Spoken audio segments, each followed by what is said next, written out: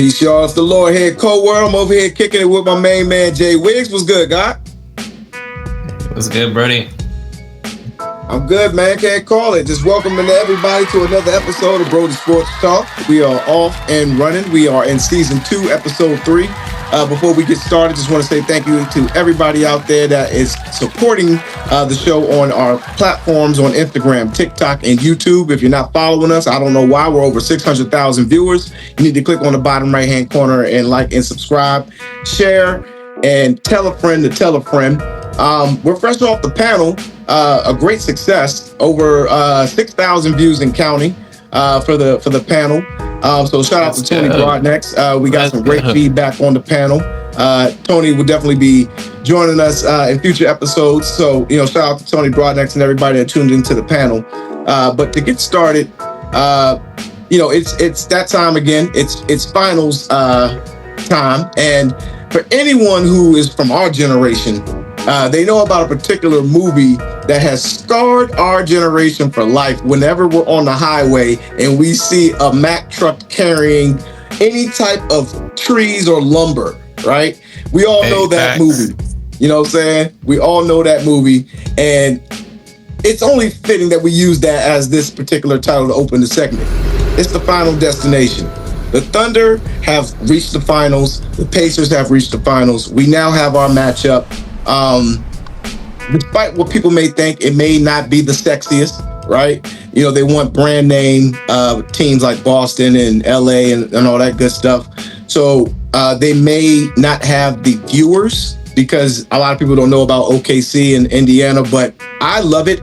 It's an opportunity for two franchises, who haven't won a championship. They finally put a banner up there for the fans who have been, rooting for them for years.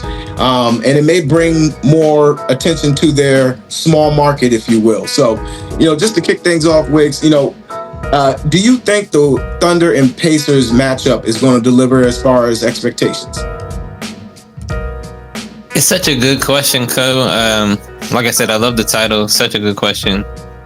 I don't know that it's going to deliver, but I think at this point, the NBA is not concerned with that because we've already had such a good run in the playoffs. Even if these finals don't hit the numbers that say a Boston Celtics, LA Lakers finals, like it's not going to hit the numbers of something like that. But even if it doesn't, the playoffs already, I think, have overachieved in a good way. I think the playoffs have been good. I think people are enjoying the physical play. I think, like I mentioned, the blowouts is one thing that I think people can agree on. The refereeing is one thing people can agree on.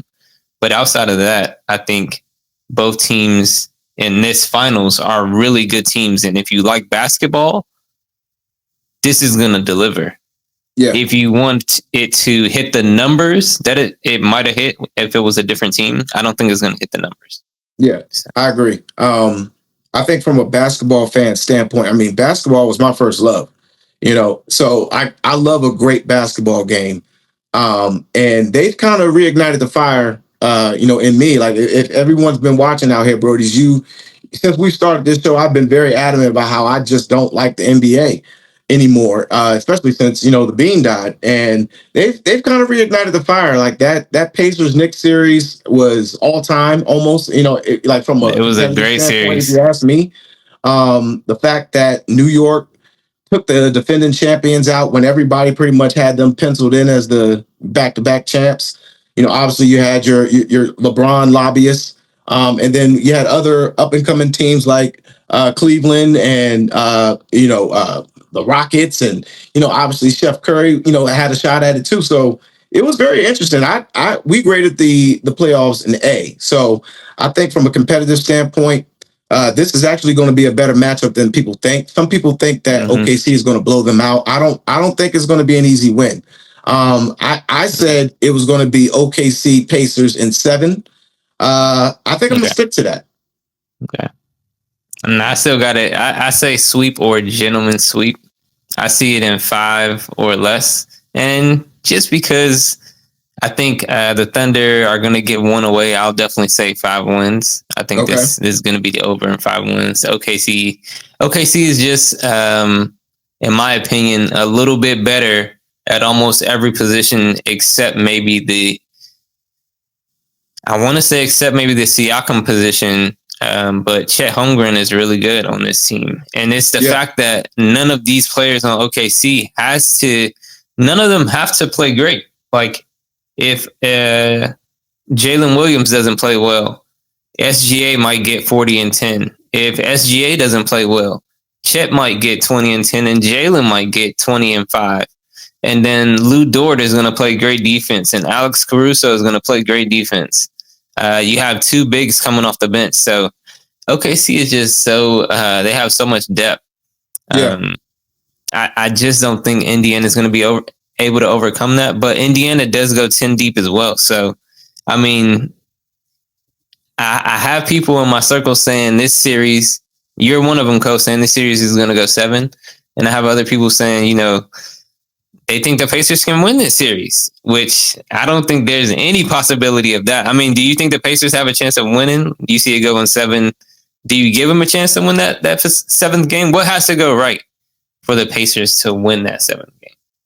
So the poetry of sports and how the sports gods can always deliver, a shocker, right? Just like how we all expected the 07 Patriots to go undefeated, and the little engine that could Giants, a 6th seed at 9-7. That's a great one. That's a great knocks game. them off the pedestal. Mm-hmm. I mean, LeBron James's Cavaliers when he beat the 73-9 Golden State Warriors. Okay, I thought you was about to bring up the Dallas when he lost to the Mavs.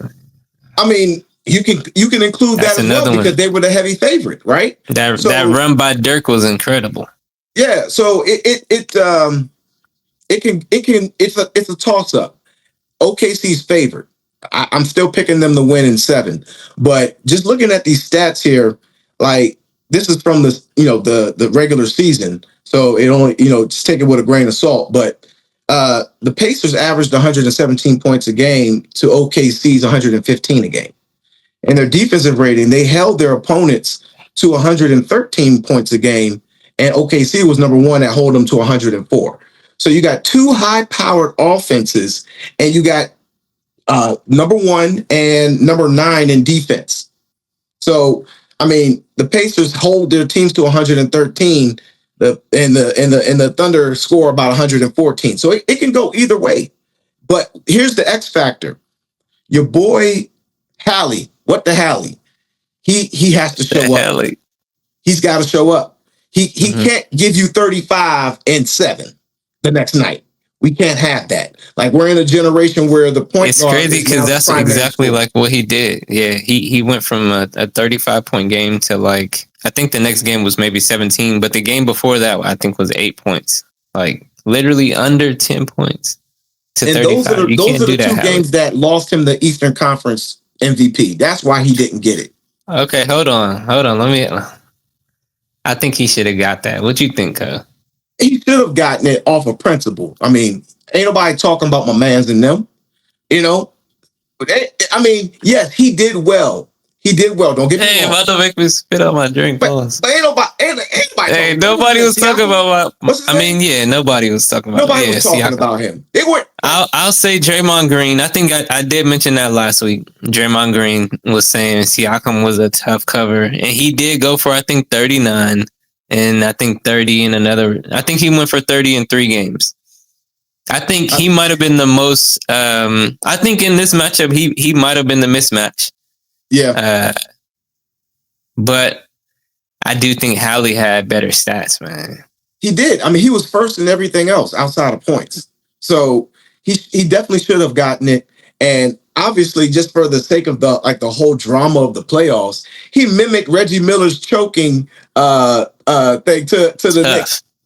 Especially after a game winner or a game tire, you got to give him the MVP on that. Facts. But they got a shot, but he has to show up every game, period. Because the way OKC controls the pace of the game with the mid-range game, like it's virtually unstoppable. Because everybody used to shooting 3-pointers, you move a little bit closer and you're like, oh, this is easy because I'm used to shooting from 40 feet every damn possession. If you come in, another 20 some odd feet, you're like, oh, this is like a layup.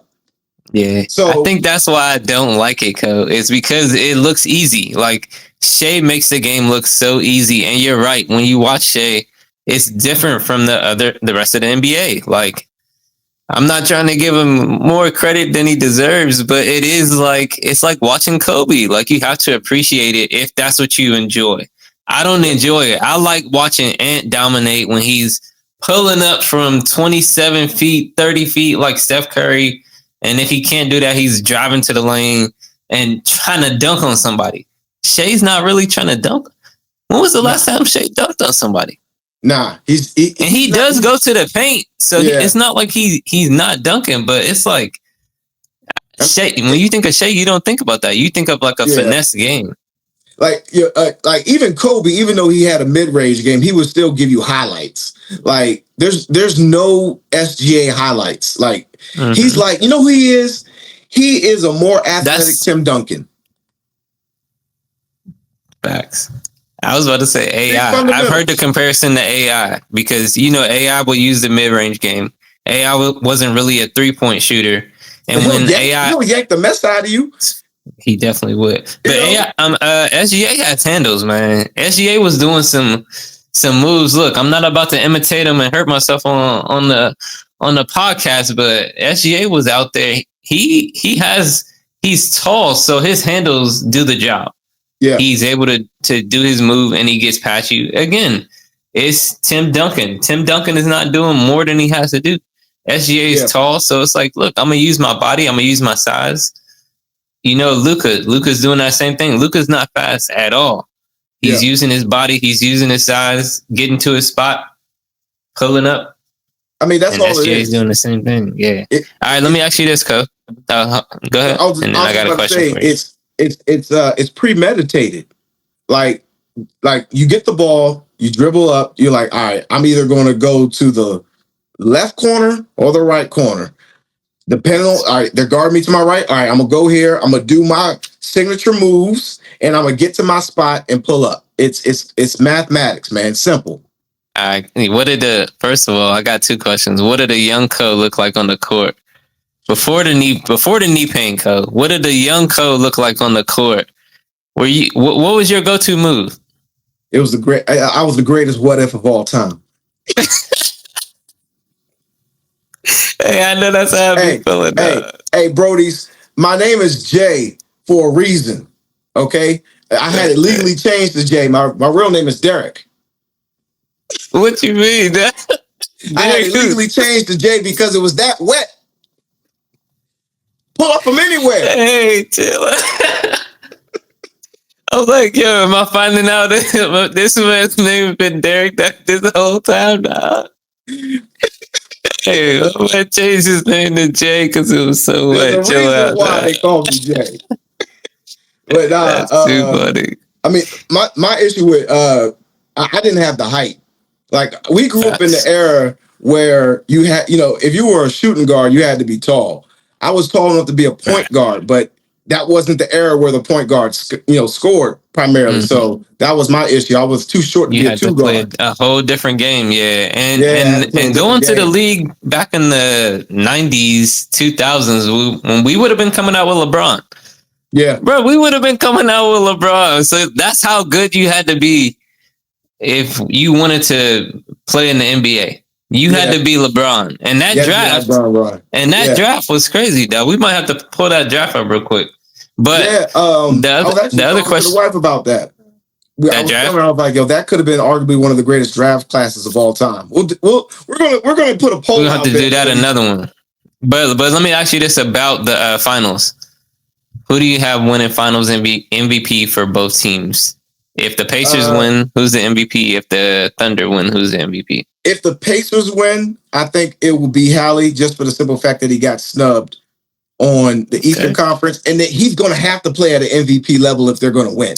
And then obviously SGA if the Thunder win.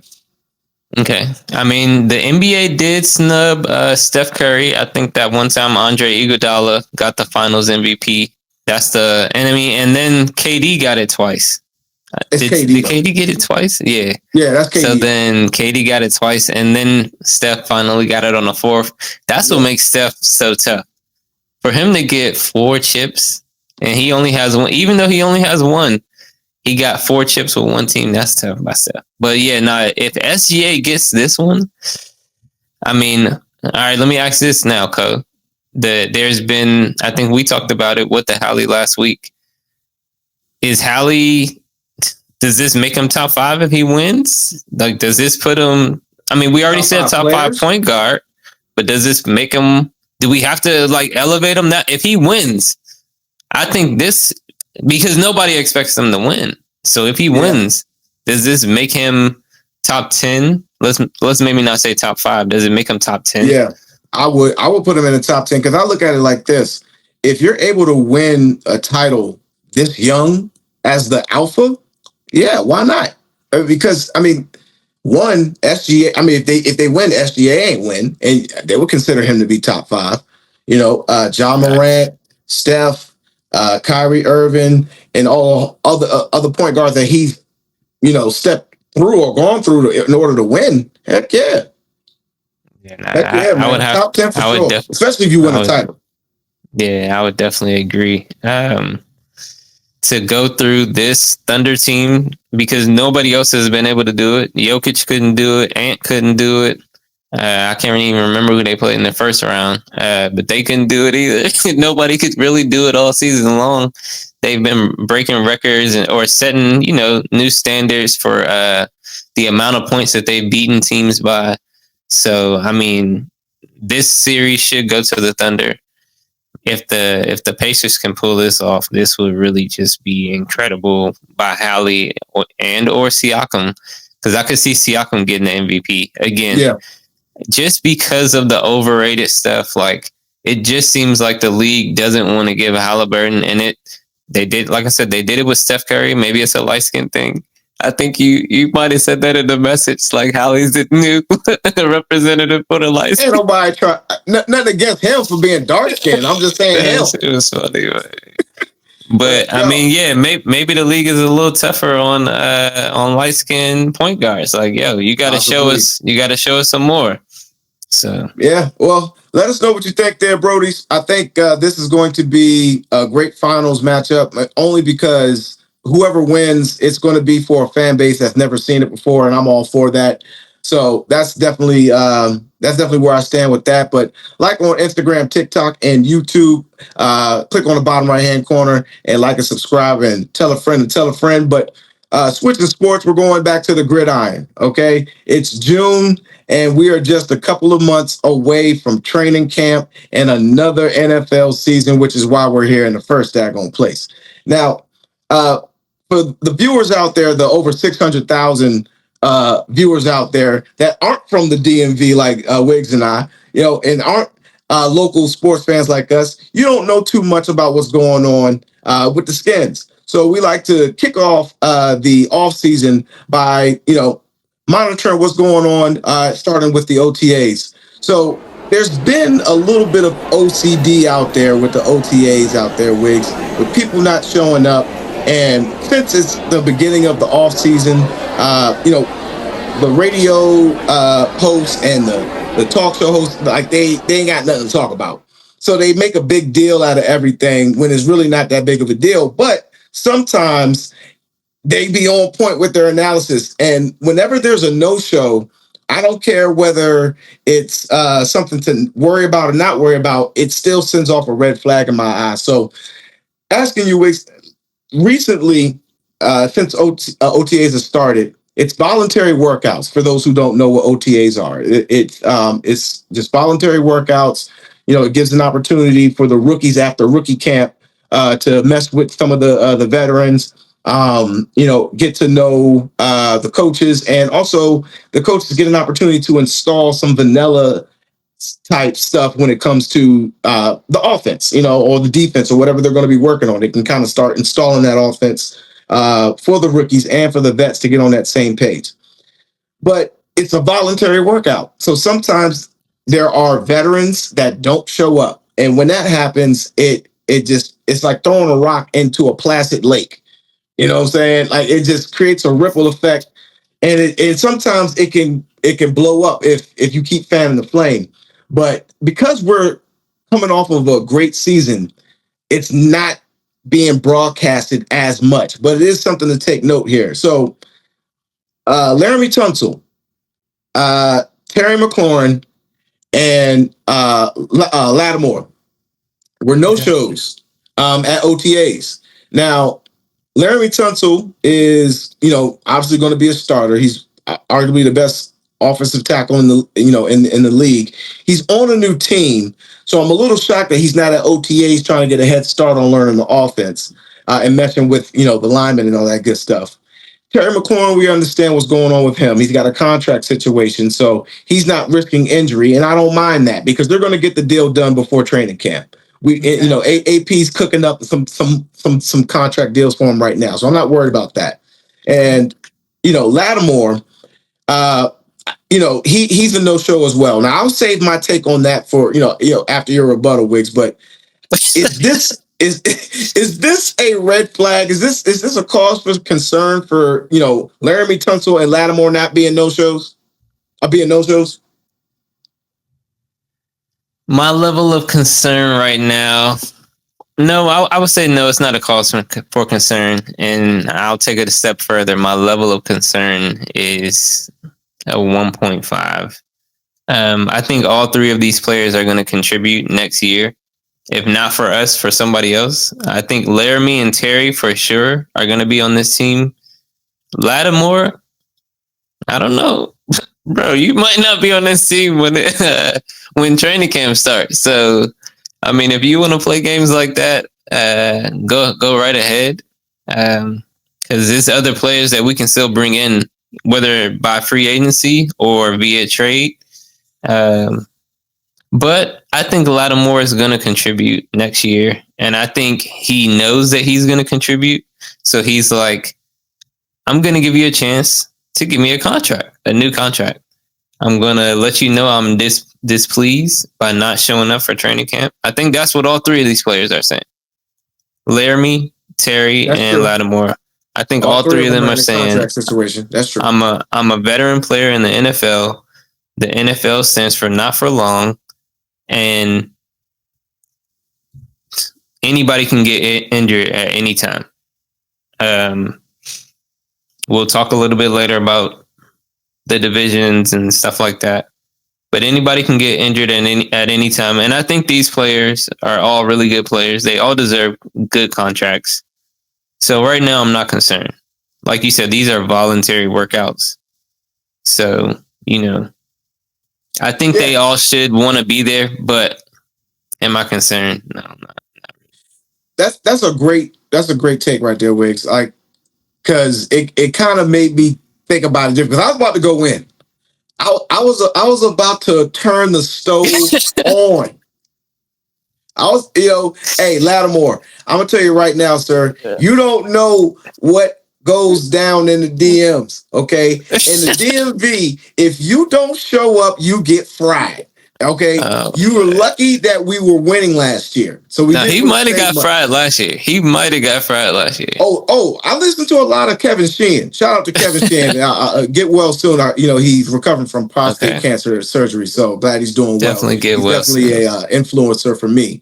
But yeah, like when Rashad Breeland was here and he was promoting his rap album rather during Dallas week, and then had Des Bryant, who hadn't scored a touchdown in weeks, put up all-time numbers on his ass. So I let his ass have it. So it's like, as a fan, I'm just like, look, Lattimore, you didn't play too well last year. You know what I'm saying? Now, I'll give you a grain of salt. You came in mid-season. You're fresh off an injury. You had to learn a new system. Then your first few games, you're up against like AJ Brown and Mike Evans. Yeah, that's some tough matchups. Yeah, I'll give you that. But to your point, when you were like you would like to see all of them want to be there, it's just like JD don't have to be there. Hey, he deserves a new contract already. You know what I'm saying? He's already underpaid. Man. Debo don't have to be there. He's on a 1 year. So it's like, okay, I Bobby get it. Wagner on a 1 year. Bobby Wagner's there. Zach Ertz. Did Zach Ertz get a new contract? Zach Ertz is there. Did So he get a new ain't the contract? only one that's in a contract year, bro. It's been some adjustments in the tight end market. I think Zach Ertz could sit out. He's a veteran, 13th year in the league. Yeah. He has every right to sit out. Exactly. So and he's the white guy. I mean, the right guy. So hey, he's the white guy, but he's the right guy. He's definitely the right guy in my eyes, baby. But it's like, I get it. It's at this point, if you're going to make a fuss about it, then just stop calling it voluntary workouts and just make it mandatory. And that way you don't have any of these issues. So if they don't practice, then it's like, okay, then it's clear it's a contract situation or they're out for injury. But like you made a great point. Like all three of these people are basically in contract negotiations or contract limbo. So they're veterans and they don't want to risk getting injured. So I get it. So that's a fair point. It's just that with Lattimore specifically, I'm like, look, brother, you didn't have the best of years. So it's kind of like it would show me as a coach. You don't have a leg to stand on or a hamstring to stand on. Yeah, it would show me as a coach, like, okay, this guy wants to prove him wrong because he's here, he's healthy, he's doing whatever it is to get better. Because like you said, bro, we're still looking for a defensive pass rusher, and Cuzzo in Cincinnati his value is dropping as far as trade value. So instead of those 2 first rounds or that first round and second round, they're gonna have to come down on that. We can get them for a 3rd round now. Yeah. So it ain't nothing to send your ass in that package because we got somebody from Ole Miss that we mocked to another team that actually fell to us that can take your spot. Because we got Trey Amos. Shout out to Trey Amos. And shout out to AP. And all right, let me ask you this, Co. What do you think about AP's strategy? Because we lost. What's the lineman we lost on the defensive end that we lost that had 10 sacks last year? Fowler, Dante Fowler. So we lost Dante Fowler in free agency. We let Jonathan Allen go basically into free agency. Positions that we needed on the defensive line.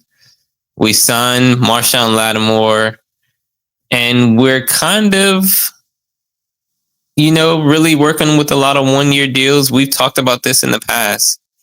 What do you think about AP's strategy? Do you think that, I think it's always going to come back to JD5, like we'll always be a destination, but what do you think about the way AP is doing these contracts? And do you think we're going to sign any of these 3 players to new contracts? Yeah. Before this season starts, you think all 3 of these players get new contracts? No. Okay. No. Which ones? And what do you think of AP? So first off, we're going to lock up McLaurin because I mean that's top priority, and then Tunsil's next. Now he still has 2 years left on his contract. So he can play this year and we can worry about him next year. Now, I don't know Lattimore's situation with his contract, but what I do know is we gave up some high draft value for him. And I think AP is going to be patient and see how this year goes. And then we may, see what's else next year. But as far as AP's strategy, we're not going to definitively know whether this is going to work or not until after this year and maybe next year, because you got Louisville on a 3-year contract. So we got him coming up next year with his contract negotiations, right? And then you got everybody else. I mean, Deron Payne, and then obviously we got to start thinking about signing other players that are on 1-year contracts long-term. Bobby Wagner may retire after this year. So AP had a lot of overhaul. He had a lot of positions to fill. And it's like Dan Snyder effed up by signing certain players to long-term deals. So if they didn't work out after 1 or 2 years, we still were tied to them contractually. And if they got hurt or whatever, like they just left us for dead. So it's like what he's doing is he's fishing for good players that they can sign long-term, and then these like flyby players that can like fill in other roles for like 1 to 2 years until we find some more draft talent that we can sign long term, because Okay. that's what Philly's doing. They're Okay. I they're got you. what I'm saying, they're drafting all their starters, Mm-hmm. right? They're winning early under their rookie contracts. They're extending them early in their rookie contracts. So by the time it's, to pay them the big bucks, it's cheap. You know what I'm saying? Like they got AJ Mm-hmm. Brown for a steal. They got Devontae Adams locked up. They got Hurts, their franchise quarterback already locked up. Running back already locked up. Mm-hmm. Offensive lineman locked up. Right? Okay. And all the people that they can't afford to keep, they got their replacements already. And they're on rookie contracts. Yeah, no, I see what you're saying. Yeah, so I think AP is modeling what they're doing in Philly. Okay. So no, that's a good strategy, and I like how you button that up, because what I was thinking before you tied that all up by saying it's all tied to the draft. Before that, I'm thinking, well, his free agent strategy is the part that I would say I'm concerned about out of all of this, because again, I want my players to be there, and I think the Eagles do another good job with that. Their players are there because their players are signed. Yeah. You don't have to worry about that. And we see the Bengals start slow every year because the Bengals are having free agency issues. Sign those players. Why are you not signing Trey Hendrickson? That should have been done when you signed Jamar Chase and when you signed Joe Burrow. When you signed Joe Burrow, you should have signed all the rest of those guys too. It would have been cheaper by this time. The Bengals they're known for being a cheap organization. So they have two. I'm shocked they even signed Burrow, Chase, and Higgins. I'm that's shocked. Facts. That's facts. And they have two rookies that are not in training camp. Yeah. Then they're number one. They're that same reason. Round 1 and round 2. Shamar Stewart and I can't remember who their second round pick is, but he's not in camp either. Like, what are we doing, Bengals? So for me, for AP, I think we did sign Josh Connolly. We did sign Jalen Lane. I don't know if Trey Amos signed. He'll probably. I mean, if he has, he's going to sign. He was in camp. So even if he didn't sign, he was in camp. So I do like that. The rookies are there.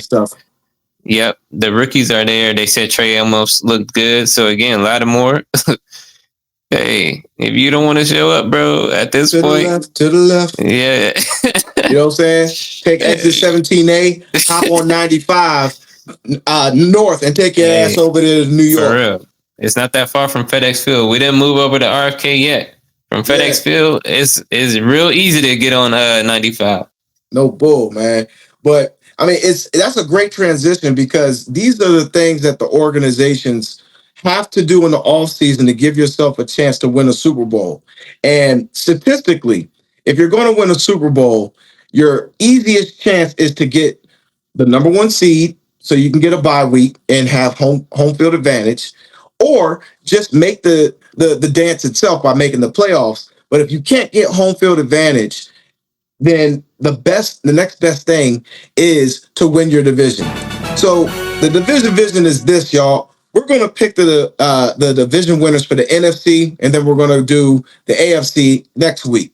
Now, starting off with the NFC North, we have some up and coming players and coaches that are going to be making new impacts for these fan bases. So for the NFC North, Wiggs, who do you have winning the NFC North? Hey, I gotta represent for the home team. If we're not going with DC, we're going with Detroit. So I gotta go with my Lions for the NFC North. That's again, if it's not the NFC East we're talking about in this in the conference, it's the NFC North as far as divisions. This is a really, really good division. They got the Packers. I think really highly of them and Jordan Love, but I'm gonna go with the Lions in this. Okay. And it's interesting that you mentioned Green Bay, because I'm going to go with Green Bay. I think Green Bay is going to take that leap this year. I think this is going to be the last year that you can get production out of Josh Jacobs, because we all know the shelf life of running backs. aren't that long, and he's actually past due a decline in production based on the amount of carries that he has each year. So, the wide receivers are healthy. They just drafted another one in Golden. So I think Jordan Love is going to take that step. And I think Detroit might have a little bit of a regression because they lost their coaches after 3 years of continuity, and reciprocity over there. Unless they believe in Dan Campbell, they might, regress. But they got the firepower over there, so I still expect 10 wins out of them. Yeah, that division is going to be tight. All right, moving on. We're going to go to the West side. Okay, now you got the Seahawks, you got the Rams, you got the Cardinals, and you got the 49ers. Now, there's a lot going on over there on the West side. You got Mr. Irrelevant. Now, he ain't Mr. Irrelevant no more. The only thing irrelevant now is the bill because this dude got some money. But they may take a step back because, they got older players. They've lost some players. I don't know what's going on over there. The Seahawks, I don't believe in Sam Darnold. He showed you who he was in clutch situations. He's probably going to give you maybe about 8 to 9 wins over there in Seattle because they don't have that defense. The little engine that could out in Arizona, he's good for fantasy stats, but that's about it. And then, their star player, James Conner, is a year older, and Marvin Harrison is just going to be rotting away. So, with that being said, man, cook the whole division.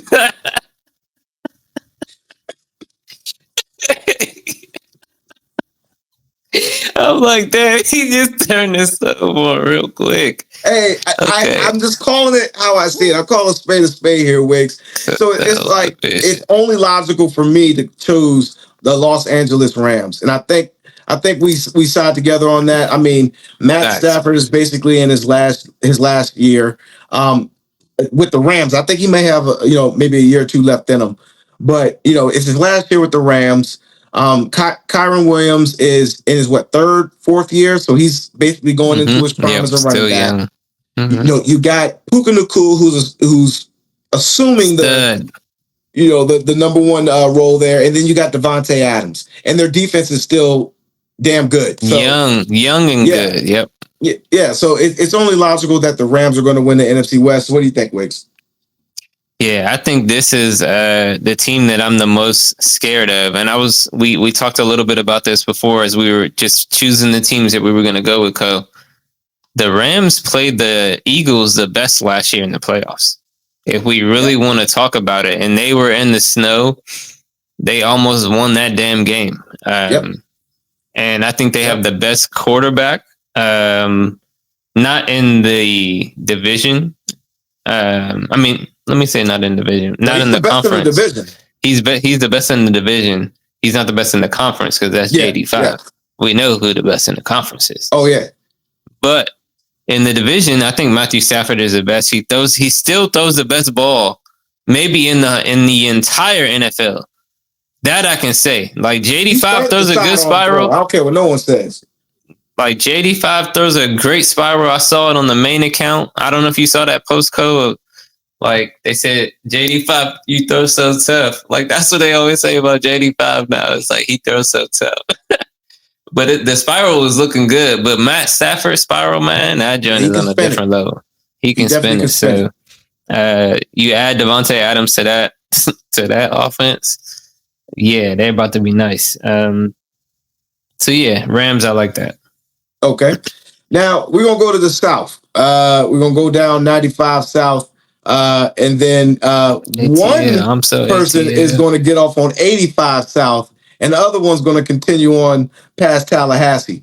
Now, who do you have winning the NFC South, Wiggs? Okay, I like that. Hey, Co, you know you're down south parts. You be going down south, man. Pause. What? Hey, yo. Oh, hey, luckily you started it off with the wife. Man, luckily you started it out with the wife. Hey, yo. we go down south all the time. Visit family.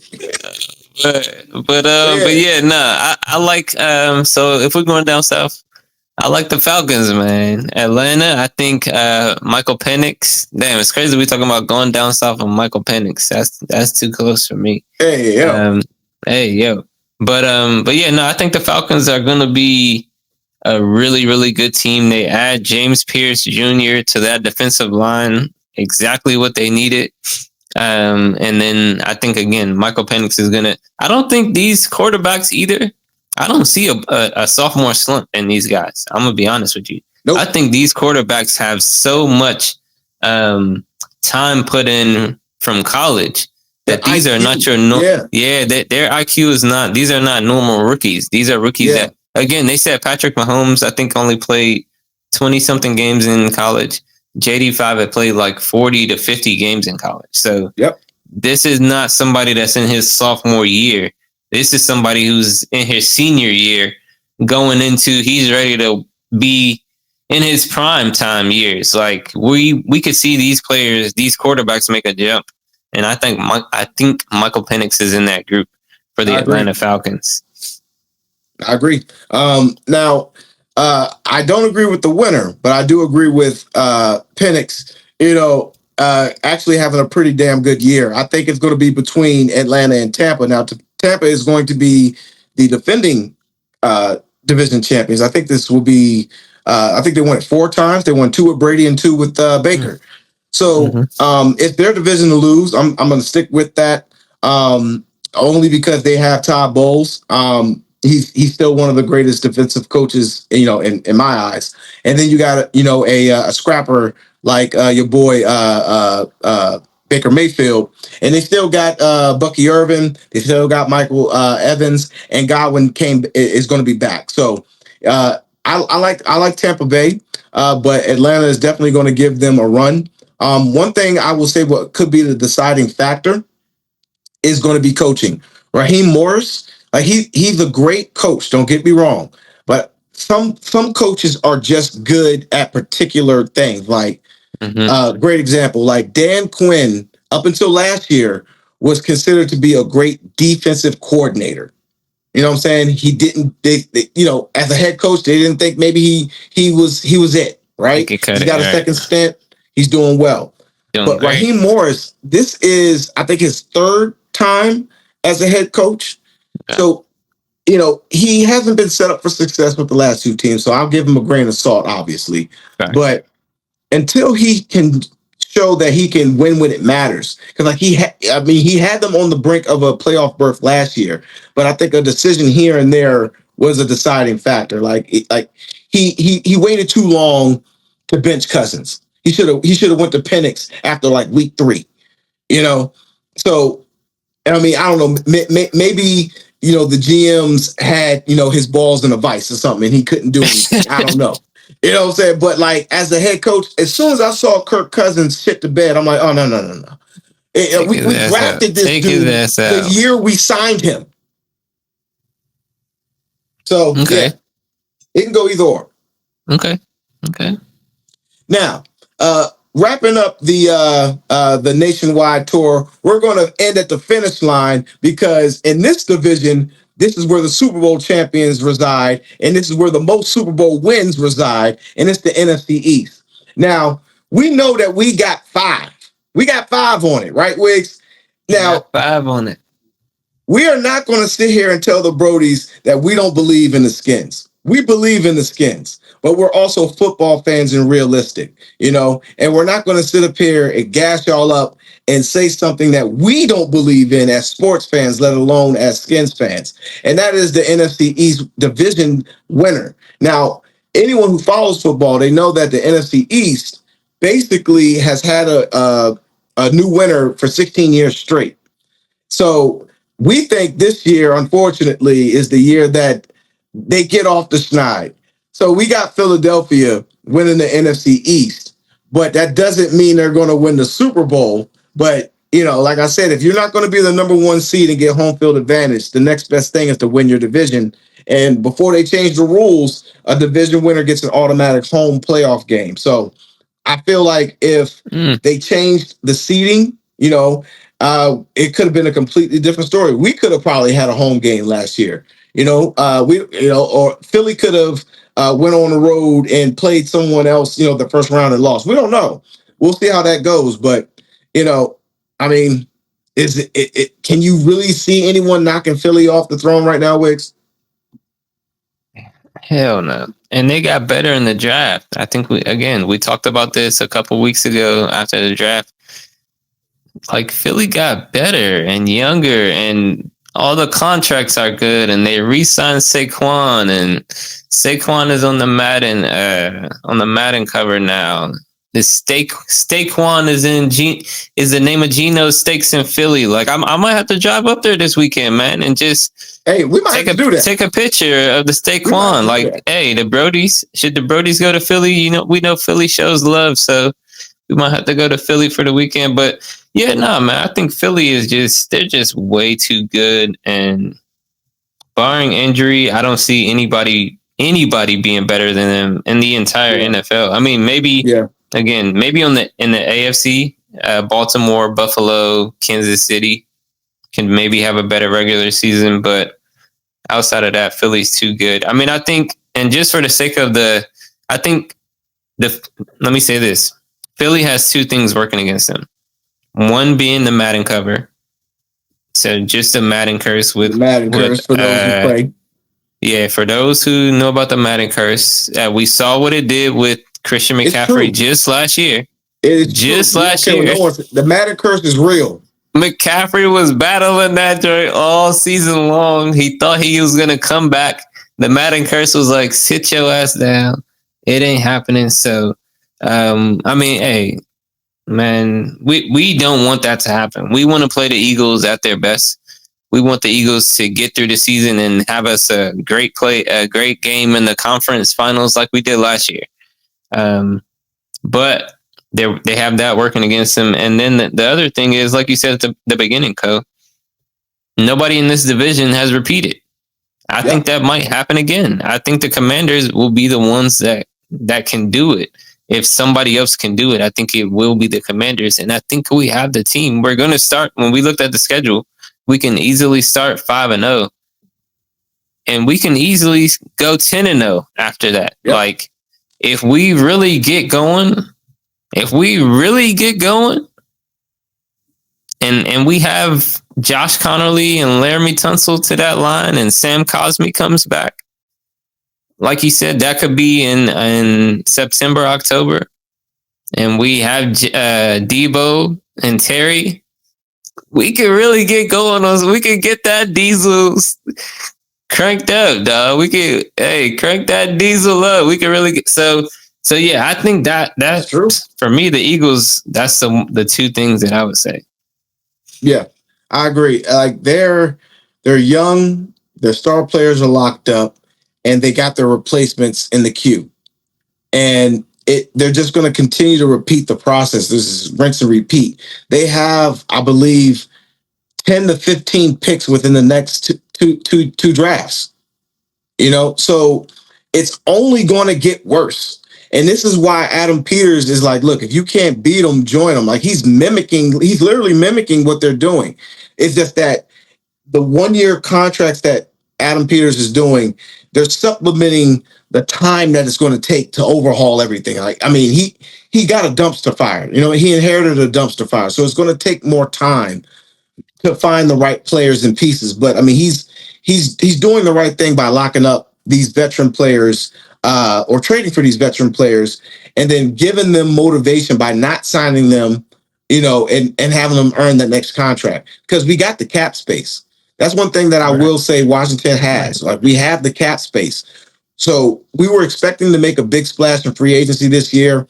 A lot of these players that we wanted to get, it just wasn't worth the price tag. I would have loved to have Myles Garrett, but not at $140 million. I would love to have Trey Hendrickson, but not for 2 first-round picks. So I'd rather go get Jadeveon Clowney and Von Miller for 1 year, and have that veteran presence in the locker room for the young cats, and we'll just go from there. Now, here's a scenario that we heard that I heard on the Kevin Sheehan show. I'll admit, when I'm taking their stuff, But anyway, I'm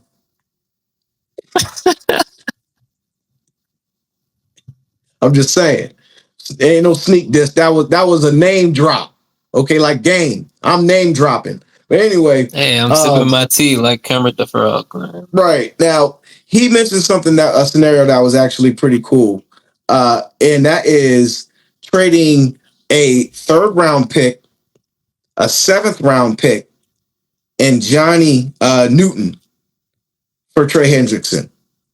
Now it will be a third rounder in next year's draft and a seventh rounder in the year after that. So that's basically I don't even count that as a pick. You know, Yeah, me either. I was gonna say I would say like maybe a third and a fifth if they're willing to go for something like that. I think it would still really be something more like a first, just one. they're not getting Like that. you They're don't not think they getting can the get first. one No, one. it's too late. So you say a three. What about two threes? A third round, a seventh rounder, and a player. Yeah, because Johnny Newton is a second rounder. That's why I Yeah. say you don't think they can get. I think that equals out to a first round pick. Johnny Newton, a third rounder. That's a second and a third. So I think that can get you 1-1, but you're not getting anything else. If you get Now, one first round pick, you're not getting anything else for Trey Hendricks. I'm not giving up any first rounds for Trey, and the reason why is because he's going to be on the other side of 30. Mm-hmm. And he wants a massive contract extension. He wants to get paid 30 million a year, just like Myles Garrett. And it's like I don't even know if you're gonna fit my scheme the way that I want you to. That's number one. Number two, the back-to-back years you had 17 and a half sacks. Are we going to get that? I mean, that's what you're bringing, that potential. But are you going to give us that? And then on top of that, like I said, you're older. I can see if you were 26. Then I'll be like, oh yeah, give him the contract extension. We're good to go. But like with the cap money that we have, I think Adam Peters again, he's a protege from the Belichick and Patriots way. Like he's very frugal. Like most of the deals that we've made have been draft capital. He hasn't been really paying nobody. So right, yeah. Yeah, so he's willing to give up draft picks because he thinks that he's savvy enough to pick players on these one contract deals to, bridge the gap. As you can see, we went 12-5 last year, so it's not like he can't say I'm not wrong, am I? Right? So exactly. And then on top of that, going into this year, he extended some of these one contract years to another year. We got Zach Ertz back, right, and some other players. So that production is going to stay consistent. So I don't see any reason why we don't have a shot to win the division. The key here is, can we split with Philly? I don't have us splitting. I got us getting swept. So if we split with Philly and we sweep the Giants, and at the minimum we split with the Cowboys. What do you think the number is for our division? What do you think the number is? Wins. It doesn't matter which team. 12. Yeah. 12. At least 12. At least 12. Okay. Yeah. At least 12. All right. Let me ask you this: MVP of the NFC, of the entire NFC. Who's it going to be? So I kind of wrote down some names from the NFC West. I'm just kind of naming the best quarterbacks, really, because we know the MVP now is a quarterback award. Yeah, so Matt Stafford, Baker Mayfield, Michael Penix, Jalen Hurts, Saquon, because he was the offensive player of the year last year. So if he can repeat 2,000 yards, he might get some consideration. We know about JD5. And then the Lions, Goff. I think Goff was in the conversation last year. So we could see the Lions repeating. Any of those names stand out for MVP? So I mean, for NFC MVP, I mean, you got Jaden, obviously. I would say I'm hoping for Bijan Robinson to have a breakout year. Okay. Like he's got Saquon Barkley potential. He does. Now the NFC South, man, it's tricky because the Panthers. I don't think there's anybody on the Panthers that I want to talk about. At least not right now. We'll see. The Saints. They're not marking Tyler Shaw? They're marking out. No Tyler Shaw? No. Okay. The only thing I'm concerned about with New Orleans is how much are the freaking shrimp and grits going to cost? You know what I'm saying? Facts. And are they going to clean what's that main street down in Bourbon Street. New Orleans? Bourbon Street, yeah. Are they going to clean up Bourbon Street so it doesn't smell like butt water? Okay. I heard they put lemon water on Bourbon Street. I don't know why They I just found something. that It out. smells down there, bro. Like, let me tell you something. It smells like sin. Like, there's a lot of sinning that goes down on Bourbon Street. All I'm gonna say about Bourbon Street is I think I got COVID in 2019 when I went to Bourbon Street. I'm not surprised. I was like, they're spraying spraying the COVID out here. They're just spraying it in the crowd. But yeah, man, I mean, New Orleans ain't doing jack. That's karma for how they did your boy Shador. And you know, like I said, it's between Tampa, who's a 4-time division champion, and the Tampa and Atlanta. They have the weapons. You know, they just need a quarterback. I think Kyle Pitts might have a breakout year now that he finally has a decent quarterback. You know, Drake London MVPs though, MVP type year. Who? Kyle Pitts. I'm saying that these are MVPs, cuz. I don't want to hear no Kyle Pitts. I'm calling 3,500 plus yards passing for Pitts. For Penix. No. Oh, for Penix. Okay. Oh, okay. 3,500 passing. Okay. But then MVP. So if you had to narrow it down, who's your MVP in the NFC? In the NFC, give me 5. Give you 5? Ain't nobody better than 5. Over everybody else? You think him over Goff too, voting wise? Or I guess that just comes down to what team, because I guess that plays a part in it too. It's kind of like the NBA MVP. It really came down to the Thunder had more wins than the Nuggets. Because if the Nuggets have more wins than the Thunder, I think Jokic wins MVP in the NBA. Yeah, so yeah. I mean, look at it this way: if JD5 was on the Lions, do they win a Super Bowl? If JD5 was on the Lions last year, do you think they would have lost to us if we had Goff and they had JD5? Nah. If you now, granted, we all know that with the Eagles, the defense and Saquon Barkley carried Jalen Hurts. But if JD5 was on the Eagles, they probably would have went undefeated. Hey, I mean Jalen Hurts does fit that team well. He does what he has to do to get the win. He's a great his numbers might not look like JD5's, but I think his wins are similar. Yeah, and I'm not bashing him by saying he's a game manager. What's his name? Nah, Philly's gonna remember that. Don't try to show up at Saquon. Nah, don't try to show up at Saquon's this weekend. Philly gonna remember that, cuz. You talking about Jalen Hurts? He's there being a game manager. Nah, they gonna remember that. Bradshaw was a game manager, and he's got 4 rings. Yeah, does Jalen Hurts get enough credit, Co? Let me ask you that, because you called him a game manager, but let's be serious real quick. Does he get enough credit, or does he deserve more credit? I think so. I mean, being a game manager, like, that's not a knock on him. All he does is he knows when he needs to take over, because there's been several times when he's had to take over. They won the game. You know, he made the throw. He made the first down run. The right read. Yeah, but like, he's not Patrick Mahomes. They're not dropping Jalen Hurts back 50 times. You know what I'm saying? Like that. Yeah. That's what I mean. Passing wise, okay. Yeah, like JD5. There were games where they did nothing but pass. They can't do that with Jalen Hurts. You know, maybe this year if he makes some more development, but no, he's not that type of quarterback. Okay, top 10, Jalen Hurts. Top 10, yep, for sure. Yep, he's just right around that top 5 between him and JD5, I think. Yeah, I mean, I got him. We got Mahomes, Lamar, Allen, 5, Hurts. That's my top 5. Okay, yeah, I like that. Burrow's number 6, only because they didn't make the playoffs. I love it. Yeah, you know. So let us know what you think there, Brodies. As usual, we thought it was going to be a short episode, but it turned into another hour. But it's all good, you know. But like and subscribe on Instagram, TikTok, and YouTube. Click on the bottom right-hand corner, like and subscribe. Next week, we will do the AFC for the division winners. And, we'll also give a recap on on this The final finals. OKC.